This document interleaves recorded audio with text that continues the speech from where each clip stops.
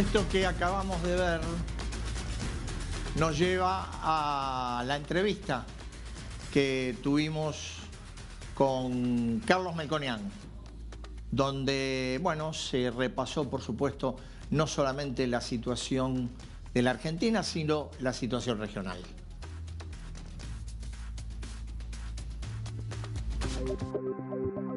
Carlos Melconian, nacido el 6 de noviembre, y no veo bien el año, 1956, licenciado en Economía en la Universidad de Buenos Aires, integró el partido político del PRO, él estuvo incluso haciendo en una época un programa económico tentativo para la que en ese momento era precandidata Patricia Bullrich, fue presidente del Banco de la Nación Argentina entre 2015 y 2017. Y ahora vamos a la primera parte de la charla con Carlos Melconian.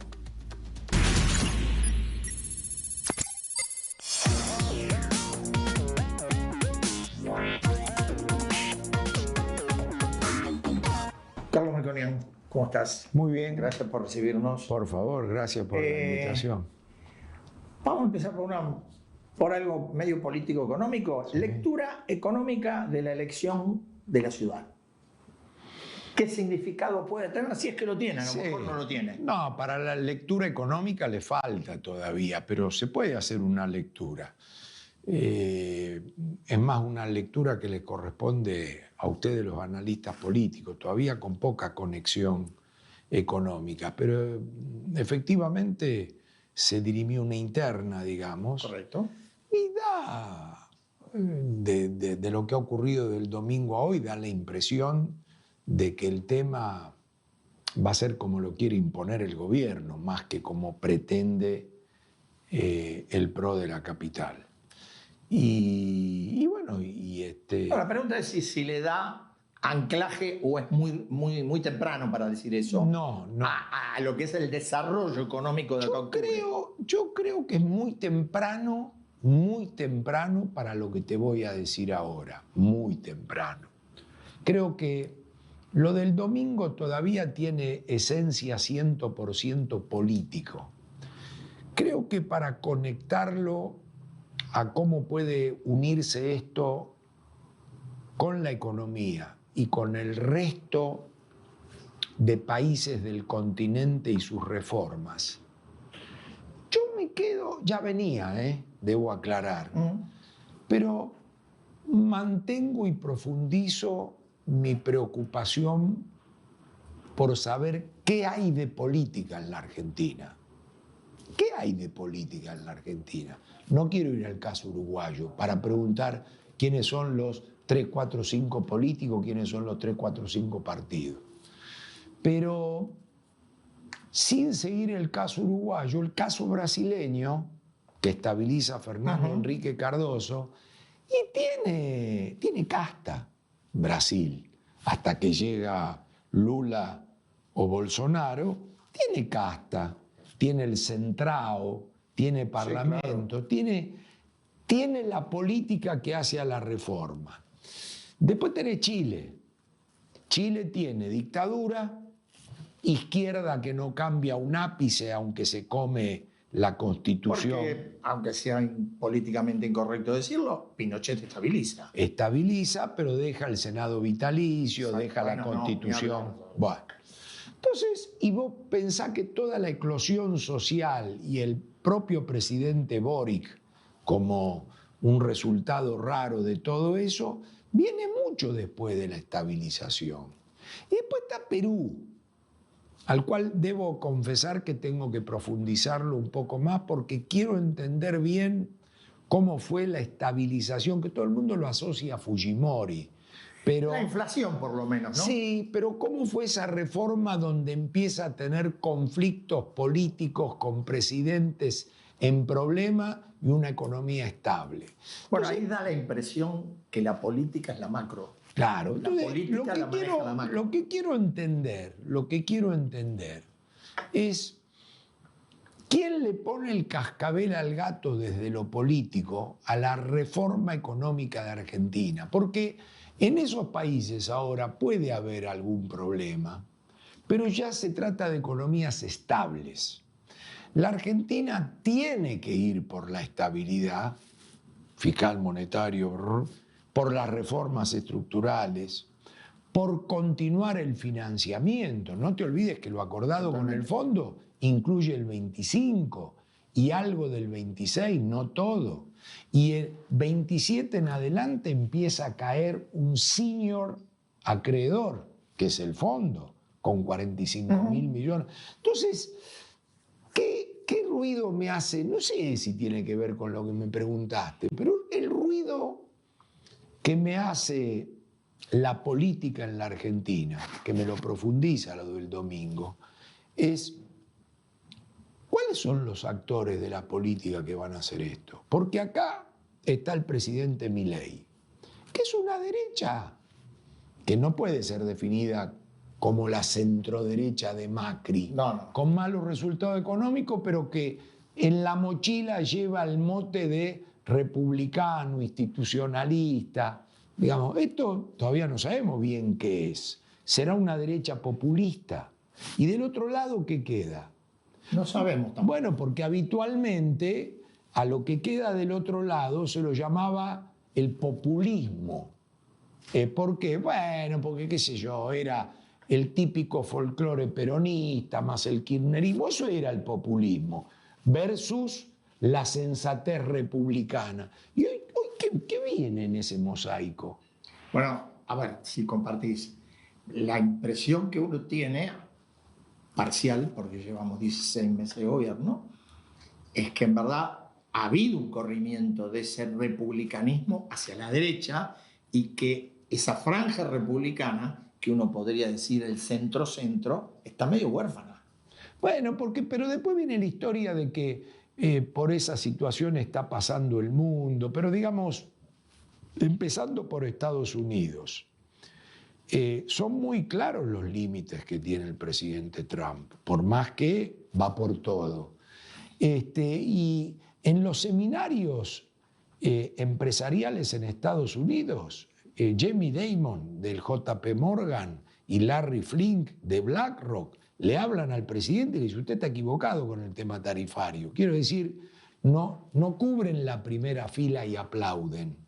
Entonces, acá sí. Por eso. Entonces quiero decir, yo quiero ver cómo son esas reformas. Y te digo por qué. Porque nosotros en los 18 meses donde trabajábamos en un programa, y a mí personalmente me tocó ir a ver formalmente a la justicia por estos temas, le dábamos bastante bola a la institucionalidad. Después están los Nobel que ganaron por institucionalidad.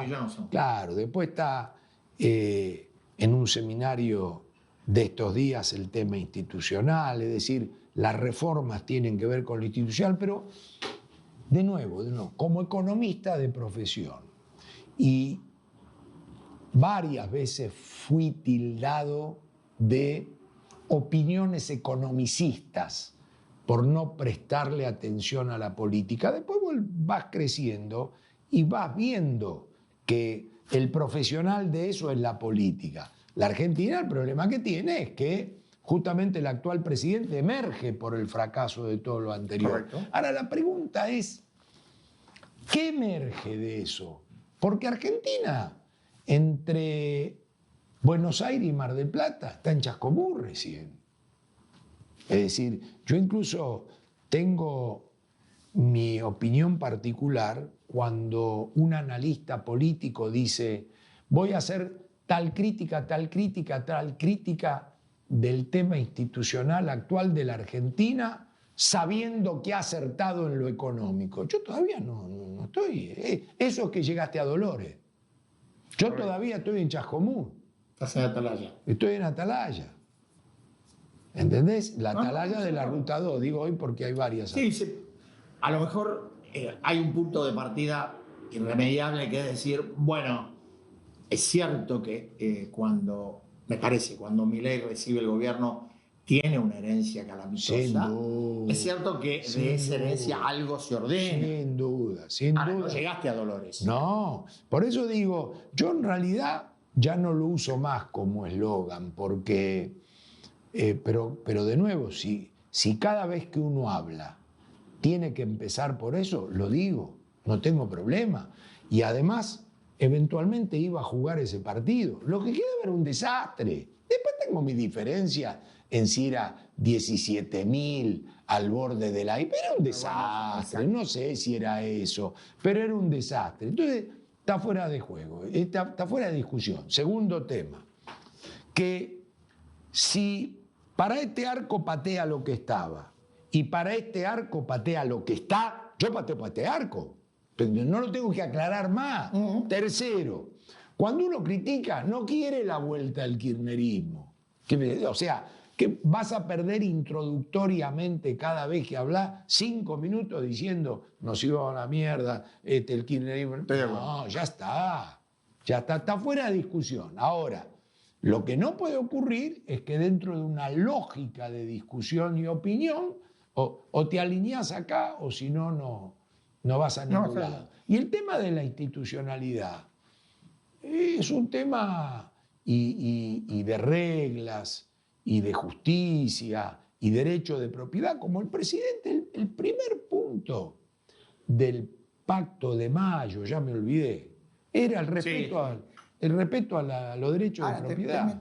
Te meto algo acá, que a mí en lo personal me hizo mucho ruido de las últimas horas, hablando de la institucionalidad, el derecho a la propiedad privada, y a propósito de este hipotético anuncio sobre la posibilidad de utilizar dólares clandestinos, digamos, fuera del sistema.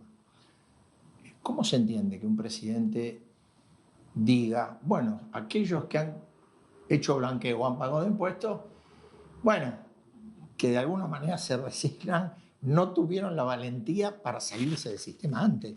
Esto es como colisiona con la idea del orden jurídico institucional. Yo eso lo trataba de explicar de una manera más moderada cuando decía, para todos los que tenemos el dinero fuera del sistema local, que hay una gran diferencia que tenerlo negro, tenerlo blanco. Es decir, claramente.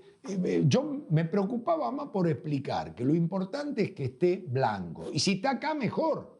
Pero lo que no puede es estar acá y negro. Eso ya, digamos, es peor para la macroeconomía. Pero hay. Porque no, por supuesto, por supuesto. Entonces, lo que pasa es que acá hubo un desacople entre el blanqueo y la bimonetariedad, porque era para hacerlo juntos. Por eso era una ley el primer día. Código Civil, bimonetariedad explícita y blanqueo. Bimonetariedad, cuando vos hablas estilo Perú-Uruguay. Sí, yo te diría, Perú y Uruguay sí, porque hasta viajamos para estudiar el caso, pero yo te voy a explicar algo, ahora que pasó todo esto, y fideo con tuco y dolarización, la verdad que nosotros no inventamos nada, porque no queríamos ir en el sistema cambiario y monetario en contra de lo que ya decidió la gente. Porque lo más importante del caso peruano y del caso uruguayo, que aún en los acuerdos con el fondo firmaban programas para desdolarizar y no lo lograban. O sea, cambiaba el 1% en 5 años, ¿entendés? O sea, dejen que las cosas continúen formalmente como lo ha decidido la gente, que es transaccionar en pesos y si quiere ahorrar en dólares, hasta que un día se olvide. Estos son como esos dolores que dicen, ¿hiciste lo que te dije? Sí. ¿Tomaste lo que te dije? Sí. Bueno, ahora esperá, ya se te va a ir. Un día te desperté y se te fue. Entonces, ese es el formato. Nosotros en su momento vimos que la gente había decidido eso y lo implementamos. Y, a diferencia del presidente Macri, queríamos un blanqueo que tuviera como objetivo justamente lo que este gobierno con delay quiere, que es monetizar, impacto en la actividad, es decir, no me pague impuesto de castigo, aunque sea menor, por el blanqueo. Vaya y blanquee y utilícelo, formalícelo. Vos sabés que cuando yo fui a explicar esto con el equipo a Estados Unidos, en Estados Unidos el temor que tenían era a que generáramos la dolarización con esto. Porque ellos me decían, y no pueden ir a la verdulería a comprar. Yo decía, sí, lo pueden hacer ahora. ¿O te crees que vos vas a la verdulería a comprar 2 zapallitos y pedís factura A, o el verdulero dice el origen de los fondos? Y no pasa hoy. ¿Por qué? Porque el dólar es una moneda de ahorro y el peso es una moneda transaccional. Y si vos querés tirarte un lance hasta 100 lucas, lo podés hacer, lo voy a decir con toda la ley. Con el blanqueo calzaba justo, pero sin el blanqueo es como que te digo, cuando vos tenés que cruzar Uruguay, una cosa que en el Mercosur no aprendimos más, y vos en Europa viajás y no te abren el baúl y miran si llevas 2 vinos. Entonces, ¿por qué digo esto? ¿Por qué vos te crees que alguno va a estar pasando acá en el puerto? Si el que anda en alguna joda rara hasta se debe saber. Entonces, yo estoy de acuerdo con que la UIF verifique, pero ahora no aperejile por 50 lucas, que lo vuelven loco en un montón de cosas. Vos eso no lo necesitás. Pero de nuevo, si me preguntás el ABC, tenía que venir con el blanqueo como Dios manda. Ahora, ¿lo querés hacer ahora? Hay cosas que podés obviar. Eso estoy totalmente de acuerdo. En lo que estoy en desacuerdo, y así lo pensaba, ojalá me equivoque, pero así lo pensábamos como nosotros, que es un elemento más. O sea, vos te creés que de la bimonetariedad viene el boom de consumo porque tenés dólares que no lo querés sacar, pero ahora sí lo vas a... A ver, Carlos, algo previo a esto, a que tiene que ver finalmente con conductas sociales. Sí. La primera construcción es una confianza monolítica. Por supuesto. Si no tenés eso, no está lo otro. Nadie va a ir a la verdulería a comprar una berenjena. Nada, por eso. Entonces, toda la cuestión vinculada a la inversión, a sacarla de verdad y a traerla. Y a traerla porque está afuera, no quiero decir al pedo, pero a muy baja rentabilidad. La plata que está fuera del sistema, aún declarada, es una plata que no quiere estar a merced del que te la puede arañar. Ese es el tema. Y eso es confianza. Y te está hablando quien iba a ir el 10 de diciembre del 23 al Congreso a llevar la bimonetariedad. Vos me decís, ¿qué hay atrás de la bimonetariedad? Nada, la legalidad de lo que ya decidió la gente. Ni hacia la estabilidad, ni hacia la confianza. Era un elemento más, donde yo admiro tener un relato, pero tenés que saber hasta dónde va el relato. De esto no viene el descubrimiento de América, pero es un elemento más. Y políticamente era el instrumento que usaba este espacio que me tocaba liderar en economía para contraponerse a la dolarización que era y es, claro, continúa siendo inviable. Sí.